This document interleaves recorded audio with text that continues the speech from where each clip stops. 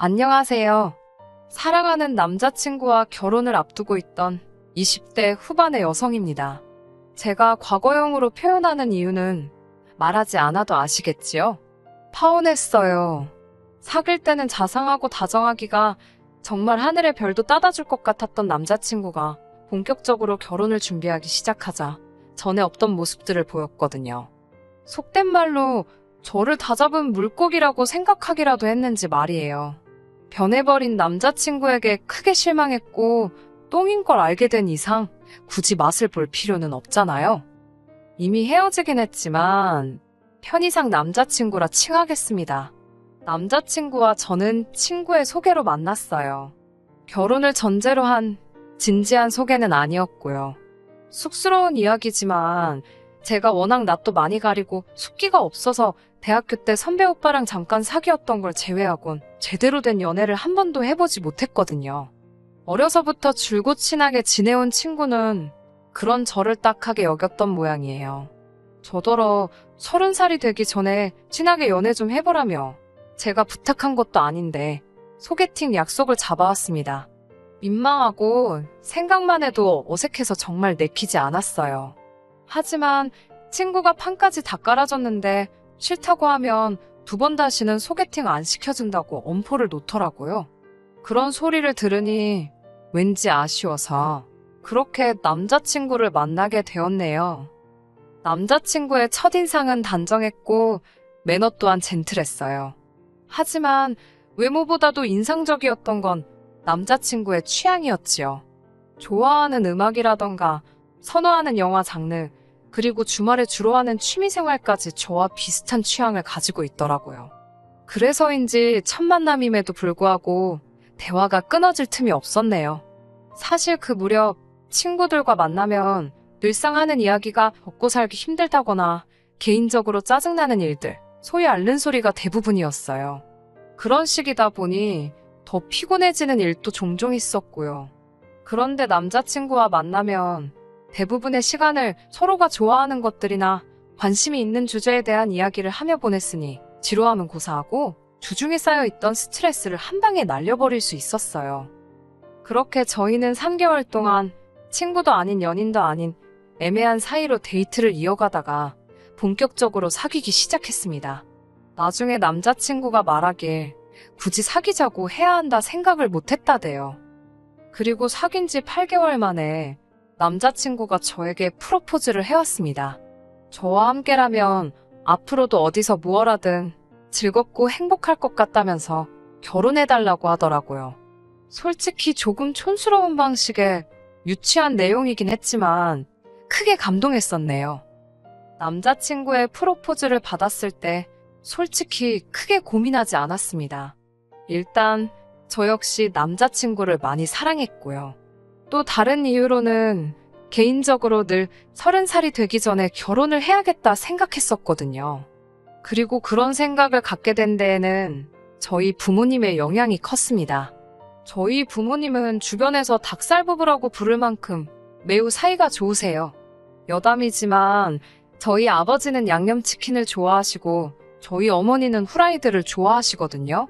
그런데 아버지가 치킨을 사오시는 날이면 그 치킨은 늘 후라이드였고 어머니가 치킨을 사오시면 그날은 꼭 양념이었습니다. 서로가 뭘 좋아하는지 생각하고 서로 입맛에 맞춰 사오시다 보니 곧잘 일어나는 일이었지요. 이 밖에도 두 분이 서로를 얼마나 생각하고 위하는지 엿볼 수 있는 사건이 수두룩하답니다. 아무튼 이런 부모님 밑에서 사랑도 많이 받고 유복하게 자랐습니다. 그러니 저 역시 하루빨리 좋은 사람을 만나서 저희 부모님처럼 행복한 가정을 이루고 싶었네요. 그리고 제가 찾던 바로 그 좋은 사람이 남자친구라고 생각했고요. 하지만 제가 프로포즈를 받아주고 얼마 지나지 않아서부터 남자친구는 점점 다른 사람처럼 변해갔습니다. 지금 돌이켜 생각해보면 변해갔던 게 아니라 원래 그런 사람이었는데 용케 잘도 숨기고 있었던 것 같아요. 정말이지 남자친구가 그렇게 줏대없고 한심한 사람인 줄은 전혀 상상하지도 못했네요. 남자친구는 수도권에 위치한 공기업에 다니고 있었습니다. 공무원은 아니었지만 그래도 정년 걱정은 없는 직장이었지요. 아침 8시까지 출근을 마쳐야 해서 다른 회사들에 비해 약간 이른감이 있었지만 퇴근이 4시 반이라서 본인은 무척 만족스러워했고요. 야근도 없고 주말에 근무할 일도 절대 없었기 때문에 연봉은 진짜 소금처럼 짰습니다. 파혼한 마당에 못할 말이 뭐가 있겠어요? 저는 대학교를 졸업하자마자 중견기업에 입사를 했습니다. 남자친구를 전 소개받았을 때 이미 직장생활 5년 차였고 연봉도 남자친구보다 2천만 원 정도 높았지요. 남자친구 직장과 제 직장만 놓고 본다면 이렇게 표현할 수 있겠네요. 남자친구 직장은 가늘고 길게, 저는 굵지만 길 수도 짧을 수도 있는. 제가 그렇다고 남자친구 직장을 부러워했을까요? 전혀요. 남자친구 역시 제가 자기보다 더 번다고 해서 뭐 중력이 든다거나 전혀 그렇지 않았습니다. 있는 척을 하는 사람은 아니었지만 없는 걸 부끄러워하지도 않더라고요. 솔직히 어떤 때는 전혀 주저하지 않고 남에게 아쉬운 소리를 해대는 남자친구가 남사스럽기도 했어요. 그래도 그때야 제가 사랑에 눈이 먼 상태라서 귀엽다고 생각했어요. 참 속도 없지요? 지금은 어떻냐고요? 그 상황이 떠오를 때마다 제 얼굴이 다 후끈거립니다. 구질구질하고 궁상 맞았던 건데 왜 그땐 그런 생각을 못했는지 스스로 황당하기까지 해요. 궁상하니까 남자친구 생일 선물 생각이 나네요. 남자친구와 저는 동갑내기입니다. 남자친구가 저보다 생일이 2주 빠르고요. 생일 이야기가 나와서 말인데 남자친구 부모님께 인사를 드리러 갔을 때였어요. 아무래도 나이가 동갑이다 보니까 데이트를 할 때는 서로 편하게 이름을 불렀거든요. 그런데 처음 인사를 드리러 가던 날이었어요. 문득 이름으로 불러도 괜찮을까 싶더라고요. 그렇다고 자기라고 하자니 그것도 어른들 앞에선 좋아 보일 것 같지 않고 결국 저나 남자친구나 적당한 호칭을 찾는 데는 실패했습니다. 그래서 서로 최대한 이름이나 호칭은 생략하고 적당히 운을 띄워서 대화를 하자고 입을 맞췄지요. 하지만 어머님 눈에 딱 걸렸더라고요. 어머님께선 저희더러 너네는 왜 서로 부르지를 않냐고 물어보셨어요. 제가 어떻게 둘러대기도 애매해서 그냥 웃어 보였습니다. 그러자 어머님께선 저더러 남자친구에게 오빠라고 하라셨습니다. 생각지도 못한 어머님의 말씀에 순간 당황스럽더라고요. 그래도 저희가 동갑인데 오빠라고 부르는 건 좀 이상한 것 같다고 솔직히 말씀드렸네요. 그러자 어머님께선 아무리 그래도 아내 될 사람이 남편 될 사람 이름을 함부로 부르냐입니다. 제가 그러면 남자친구가 기가 눌려서 밖에 나가서 큰일을 못한다나요? 저는 어머님께 그래도 오빠는 아닌 것 같다고 적당한 호칭을 만들어 보겠다 했습니다. 하지만 어머님께선 계속해서 오빠라고 부르라며 그래야 윗사람에 대한 존경심도 생기고 한다나요? 어머님은 학교 선생님이셨기에 더욱더 그런 식의 고리타분하고 비논리적인 사고방식을 가지고 계실 거라곤 상상을 못했습니다. 그리고 옆에서 이 모든 대화를 가만히 듣고만 있던 남자친구가 그러더군요. 그냥 자기 이름이 원래 오빠라고 생각하랍니다. 이건 또 무슨 말 같지도 않은 소린지 대꾸할 힘도 없어서 그냥 어머님께 알아서 하겠다고 했어요. 아마 이때부터 어머님께 미운 털이 박혔던 모양입니다. 처음 인사를 드리러 갔던 날은 남자친구의 생일 다음 날이기도 했습니다.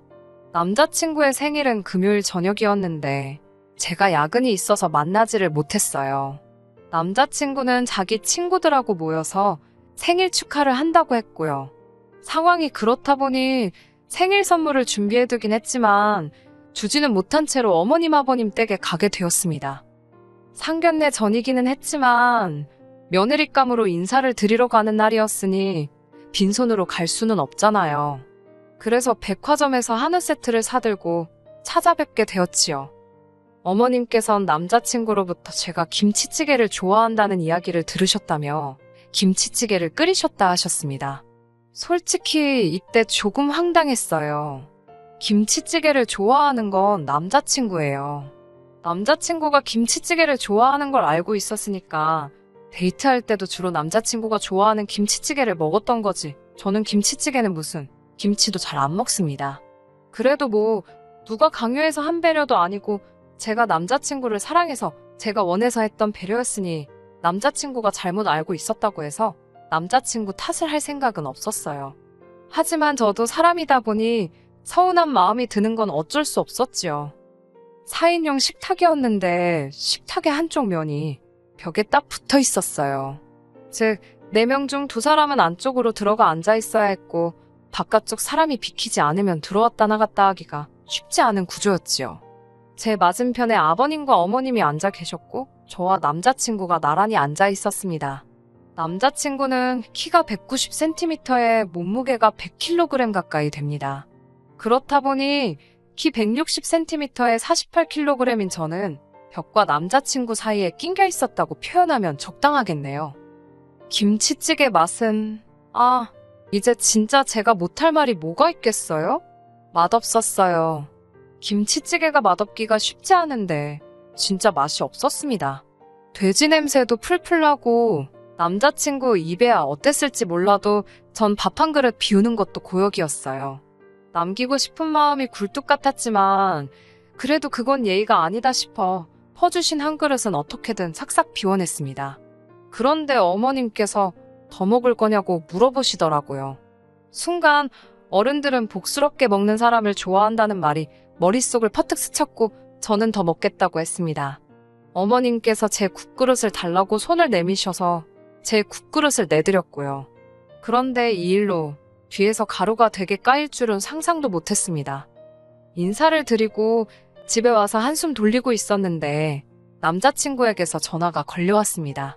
전화를 받으니 남자친구가 한껏 가라앉은 목소리로 큰일 났다고 하더라고요. 무슨 일이냐고 물으니 저더러 왜 그렇게 교양 없이 몰상식하게 행동을 했냐입니다. 황당해서 그게 다 무슨 소리냐니까 아까 어머니께서 찌개 더 줄 거냐고 하셨을 때 왜 그릇을 드렸냐는 거예요. 그릇을 달라고 하시니까 드렸다고 난 지금 네가 무슨 소리를 하는 건지 모르겠다고 저도 짜증이 나서 화를 냈습니다. 말을 할 거면 똑바로 하라고요. 그러자 남자친구가 한다는 말이 어머님께서 그러시더랍니다. 며느리감이라고 인사드린다고 온 애가 지가 먹을 찌개도 지 손으로 퍼먹을 생각을 안 하냐고요. 다른 가족들이 더 먹을 건지 필요한 건 없는지 제가 알아서 나서서 챙기는지 안 챙기는지 어머님께서 계속 저를 지켜보고 계셨다는 거예요. 제가 어이가 없어서 그러니까 네 말은 내가 지금 니네 집 부엌에서 내 국그릇 들고 찌개 더 먹겠다고 설쳤어야 된다는 거냐고 물었습니다. 그러자 남자친구도 제 말이 맞는가 싶었는지 한동안 말이 없더라고요. 그러더니 기껏 한다는 소리가 그냥 어른이 그렇다면 그런 줄 알지 넌 뭘 그렇게 따지고 드냐입니다.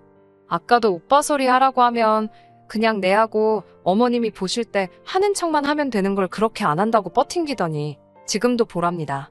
그냥 내가 생각이 짧았다. 앞으로는 알아서 잘해보겠다 하면 될 것을 니네 집 부엌이 어떻고 저떻고 왜 그렇게 시시비비를 가리지 못해 안달이냐는 거예요. 그러더니 막판에 한마디 덧붙인 게 아주 가관이었습니다. 여자면 좀 조신하게 알겠어 소리 좀 하랍니다. 다 저 잘되라고 하는 소리지 저 괴롭히려고 하는 소리가 아닌데 뭘 그렇게 따지고 드냐고요. 그 소리를 딱 듣고 나니까요. 솔직히 남자친구가 아니라 무슨 조선시대에서 넘어온 모질이인가 싶더라고요. 설령 어머님이 말도 안 되는 억지를 쓰시더라도 남자친구가 중간에서 잘 끊어냈으면 되는 거잖아요. 구태여 말을 전하지 않을 수도 있었고요. 이 상황에서 결혼하면 사사건건 어머님의 억지 논리를 상대하게 생긴 건 불보듯 뻔한 일이었고 남자친구도 남편이 아니라 남의 편이 되는 건 시간 문제겠더라고요. 그래서 너 그 썩어빠진 정신머리를 고치던가 아니면 이 결혼은 없었던 걸로 하자 했습니다. 나는 앞으로도 할 말은 하고 살 거고 억울한 일은 그냥 넘어갈 생각이 없으니 이런 나를 감당할 수 있으면 결혼하는 거고 자신 없으면 손 떼라고 했네요. 난 어머님이랑 당신 비위 맞춰주려고 결혼하는 거 아니라고요. 이후로 한 2주 가까이 연락이 없었습니다. 제 생일에도 축하한단 말 한마디 없더라고요. 이미 서로 연락을 끊고 일주일이 지나갔을 때 전 저희 관계가 완전히 끝났다고 생각했어요. 그래도 사람이니까 생일 축하 인사조차 받지 못했을 땐 기분이 울적하긴 하더라고요. 그런데 제 생일 다다음 날 남자친구에게 연락이 왔습니다. 어머님께서 오토바이에 치이셨답니다. 그래서 지금 병원에 계시다며 한번 와줄 수 있겠냐는 거예요. 지랑 나랑 끝난 거 아닌가? 그런데 뭘 오라가라냐 싶어서 짜증이 났습니다. 하지만 어쨌든 인사까지 드리고 왔는데 어머님께서 병원에 계시다니 몰랐으면 몰라도 알고서 안 찾아뵙기가 좀 그렇더라고요. 그래서 비타민 음료 한 박스 사들고 찾아갔습니다. 남자친구한테 미련이 있어서가 아니라 인간 대 인간으로 찾아간 거였어요. 병원에 도착하니까 남자친구가 왜 이렇게 늦게 왔냐며 자기 진짜 너무 놀랐답니다. 저는 2주 동안 연락 한 번 안 해놓고 이렇게 아무 일도 없었다는 듯 말을 거는 남자친구 때문에 더 놀랐는데 말이에요. 그러더니 남자친구가 뭐라는 줄 아세요? 자기 어머니가 지금 옆에서 심부름 해줄 사람이 필요하답니다. 화장실도 혼자 못 가셔서 자리에서 일을 보시거나 아니면 누가 같이 가서 바지 내려드리고 그런 걸 해야 하는데 자기는 아들이라서 못하지 않냐입니다. 그러면서 그걸 저더러 하래요. 저는 같은 여자니까 쉽지 않냐고요. 제가 어이가 없어서 나더러 지금 어머님 대소변 받아들이라는 거냐고 물었습니다. 그러자 인간이 한다는 소리가 이번에 잘하면 그동안 실수한 걸 다 만회할 수 있대요. 그러면서 빨리 병실에 들어가 보랍니다. 어머님께서 저만 기다리고 계신다나요. 진짜 어이가 없고 이 인간이 나를 뭘로 보고 이러나 싶더라고요. 비타민 음료까지 사들고 간 내가 미친 엑스다. 별의별 생각이 다 들더라고요. 남자친구에게 아무래도 내가 잘못 온 것 같다고 나는 인사나 드리러 온 거지 무슨 병수발 들러온 것도 아니고 어머님한테 잘 보이고 싶은 생각도 전혀 없다 했습니다. 그리고 나만 어머님한테 점수 깎였냐? 너도 너희 엄마도 나한테 점수 오지게 깎였다고도 말해줬지요. 무슨 너희 부모님한테만 며느리감 고르는 선택권 같은 게 있는 줄 아냐고. 나도 내 시댁을 고르는 자유가 있다고 탁 사붙여 버렸네요. 그 말을 끝으로 딱 뒤돌고 병원을 나오려는데 남자친구라는 인간이 한다는 소리가 그러면 알겠답니다.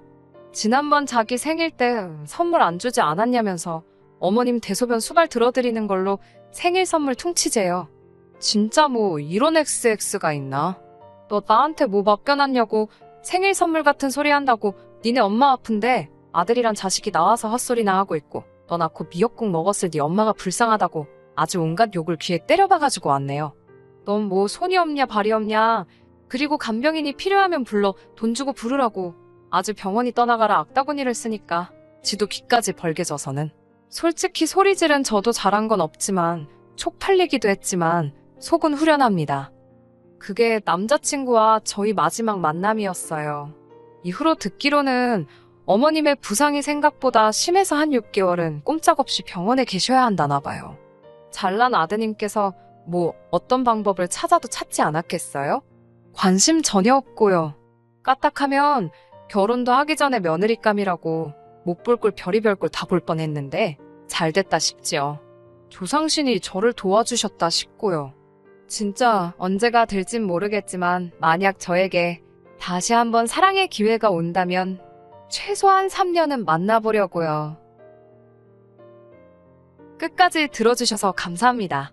오늘의 사연은 여기까지입니다. 구독과 좋아요, 알람 설정 부탁드리고 더 좋은 사연으로 다시 찾아뵙겠습니다. 감사합니다.